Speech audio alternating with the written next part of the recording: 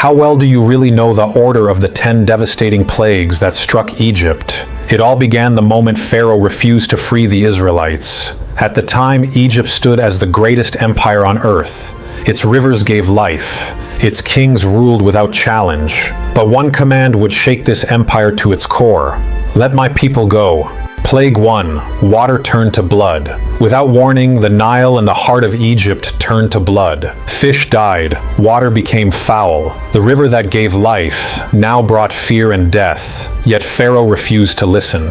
Plague 2. Then frogs came, by the millions. They filled homes, beds, ovens, and palaces. Egypt could not escape them. Pharaoh begged for relief. But once it came, his heart hardened again. Plague 3.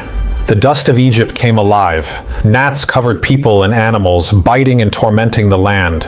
Even Pharaoh's magicians admitted, "This is the finger of God." Still, Pharaoh refused to listen. Plague 4 followed quickly. Swarms of flies filled homes, markets, and palaces. Life in Egypt became unbearable, yet Pharaoh hardened his heart once more and would not let the Israelites go. Plague 5. Next, disease struck Egypt's livestock. Horses, cattle, and sheep collapsed where they stood. Egypt's wealth vanished overnight. Still, Pharaoh's pride remained unbroken. Plague 6. Pain spread across the land. Boils covered the skin of Egyptians, from common people to royal priests. Even the magicians could not stand before Moses, yet Pharaoh refused to yield. Plague 7. Then the sky itself turned against Egypt. Hail and fire fell together, shattering crops and trees.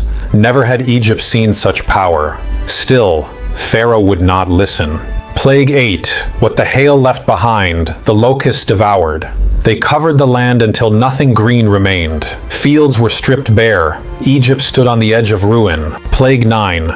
Then came darkness, a darkness so deep it could be felt. For 3 days, Egypt sat in silence and fear, but even now, Pharaoh refused to surrender. Plague 10. At midnight, the final plague came. The firstborn of Egypt died, from palace to prison. A cry of mourning rose across the land. Egypt was broken. At last, Pharaoh gave in. "Go," he said, "leave my land." Israel walked toward freedom, and the world learned a timeless truth. There is no power greater than God. Thank you for watching. Subscribe and watch more Bible stories to grow